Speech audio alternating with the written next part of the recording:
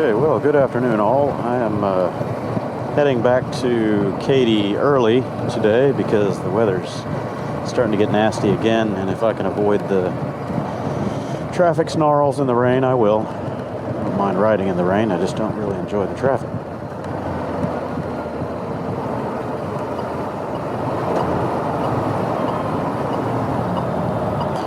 So I'm going to stop by my warehouse on the way home and pick up my spare key for the Ryker.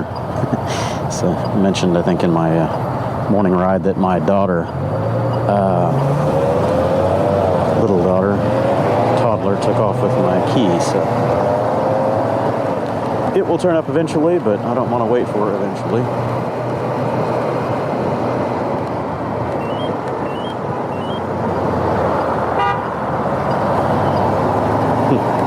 Okay.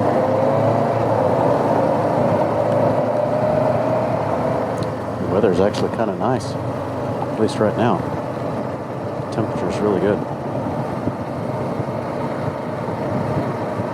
High 60s, low 70s. Of course, humidity is 100%, but at least the sun's not out with the humidity.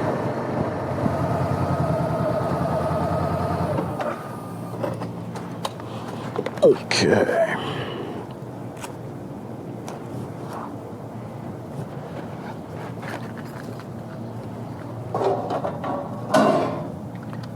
Wrong one. Ooh, still the wrong one.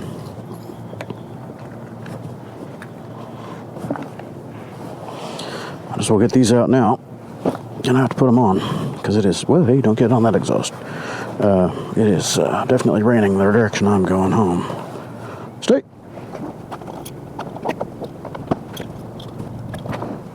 Okay, so time to gear up. This will get a little hot.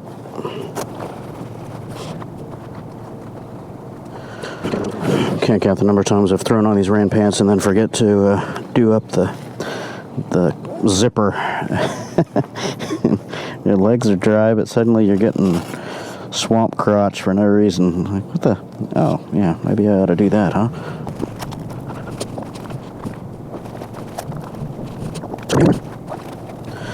Better to do this while I can and not have to stop on the side of the road in traffic and already get wet.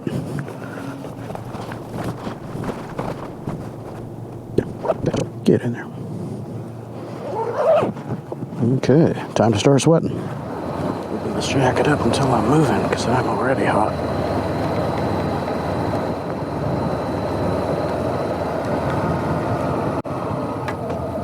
Oop, giant raindrop. Good thing I wasn't from an overhang. That's yep, I'm getting big drops. Oh, another big drop. Oh, hey, I put it on just in time. Look at this.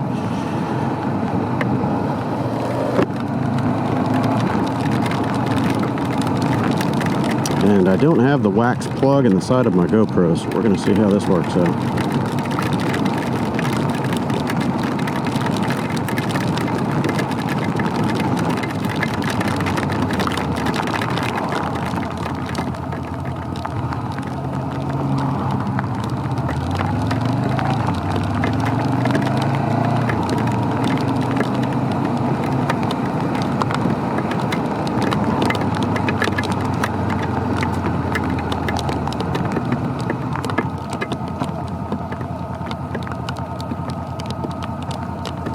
These are big, heavy drops. They're not coming down real hard or fast, but they're like splat, you know, nickel-sized, quarter-sized drops.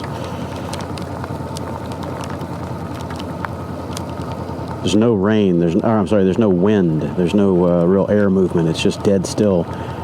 These raindrops are just falling out of the sky. Straight down, heavy, not fast.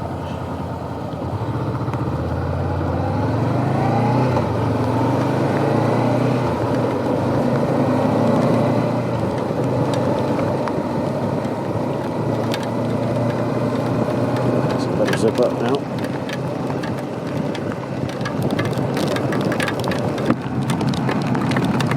Yeah, they're giant, heavy drops. That's funny.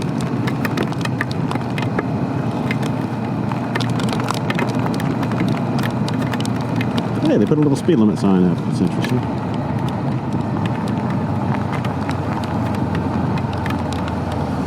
The other thing I need to get are some more held air and dry gloves. I really like those. I lost those and my Aero Stitch suit, not at the same time, but pretty close succession to each other. Gloves were stolen on a ride. I was out in East Texas and went in for a lunch break, came back out, and the gloves were gone. And I lost my Aero Stitch suit in a move. I don't know what happened to it. The problem with Held now is they don't have a U.S. distributorship. Something went sideways with all that. I'm not sure what's going on. Revzilla used to carry it. A couple of other online resellers here in the States had it, but now they don't. And they have advised that they don't have a U.S. supplier, and they don't know if and when that's ever going to change. So if I want that stuff now, I've got to go to Europe, some reseller over there. I'm sure I could find several. The problem with fitting gloves and that sort of thing is they do vary a little bit from manufacturing batch to batch. So they might be a little big, a little small, whatever. And if you order them from overseas, good luck exchanging them.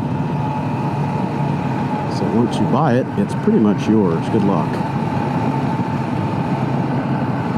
So I'll order the same size that I had before, which was an 8 short. And hope for the best. I've got stubby fingers, so usually when I get gloves, my hands are kind of wide. I'm a medium and sometimes a large, but then of course the fingers end up huge. I get the Dumbo ear fingers on the ends, floppy inch of extra material. So those Helds fit me quite well, and they had the dual chamber, the air and dry. So if you want the full rain enclosure, you put your hand through the Gore-Tex liner, and if you don't, you put your hand below it, and it gives you palm ventilation. I also found that it was kind of nice to put my hand in the air position with heated grips, because your hand is closer to the heating element on the grips, so you get a little bit more warmth that way. Top of your hand is going to be a little warm no matter what, because that's where the Gore-Tex liner is.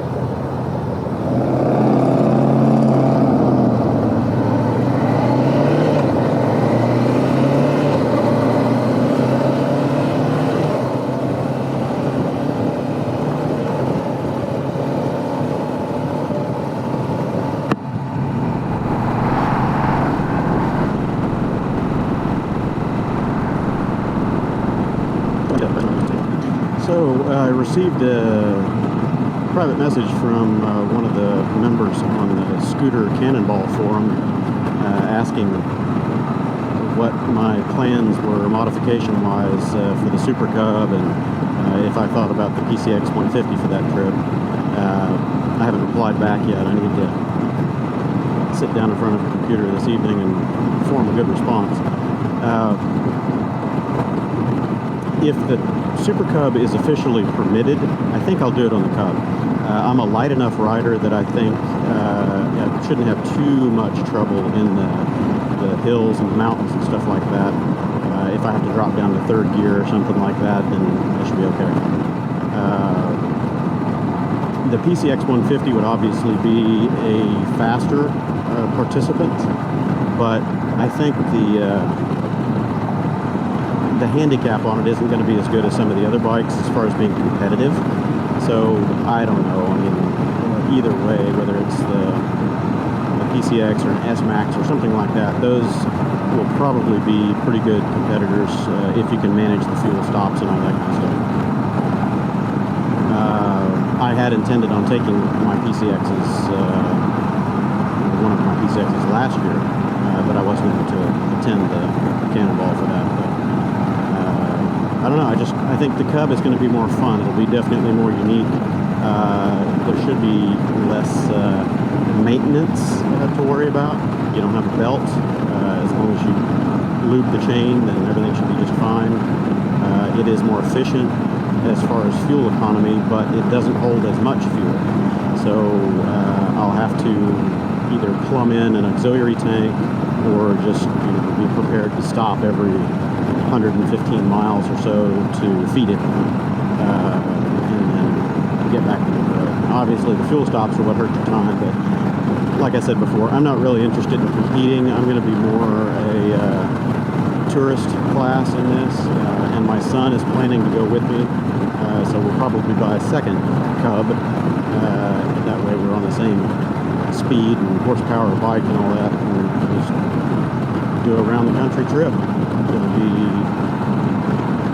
Houston area all the way up to Maine for the start of the race, then all the way across the country to California, and then from California back to Houston. So it'll be about 8,000 miles. It's going to be a heck of a trip. So back to the commenter, it was asking what kind of modifications I plan to do to the Cub or PCX or whatever. For the Cub, I would get the oil cooler, very likely. I'm kind of waiting to see how those shake out in the market, aftermarket, Kitiko and some of the other Japanese brands, Asian brands. See how they work out. I don't really want to be on the bleeding edge and get something that is going to cause any mechanical issues. So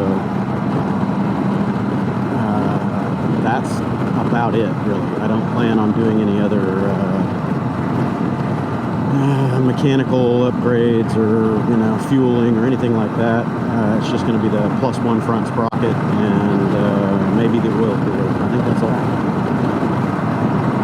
Just let Honda be Honda. The only reason I want the oil cooler is just because it's going to be running full tilt boogie for pretty much 8,000 miles. I want to have that oil cooled down a bit, and the ability to have a true filter in there instead of just the spinner. So we'll see.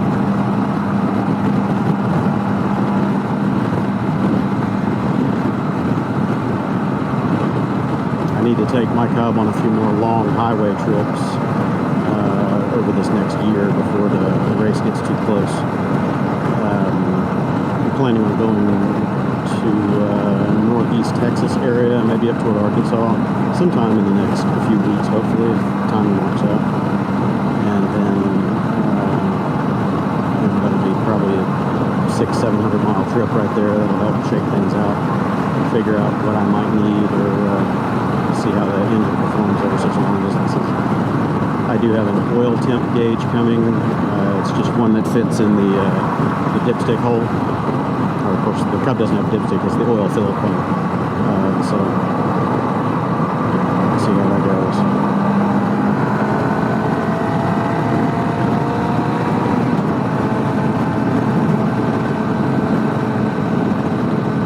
I want to get an idea for kind of how hot the engine runs full tilt boogie on the highway.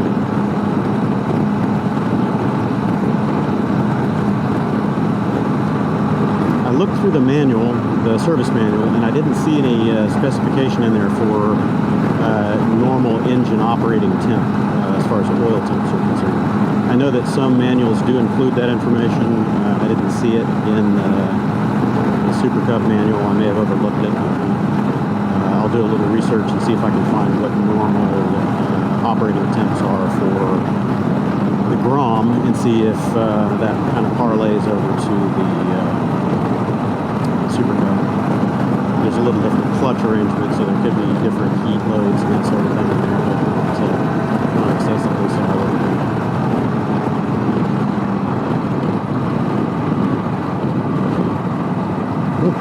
Oh, the road's surprisingly dry. The radar showed that it was heavy rain out here, and I guess it's a little further out than I need to be. That's okay. Didn't get on any really wet pavement to test out my Pilot 5 today.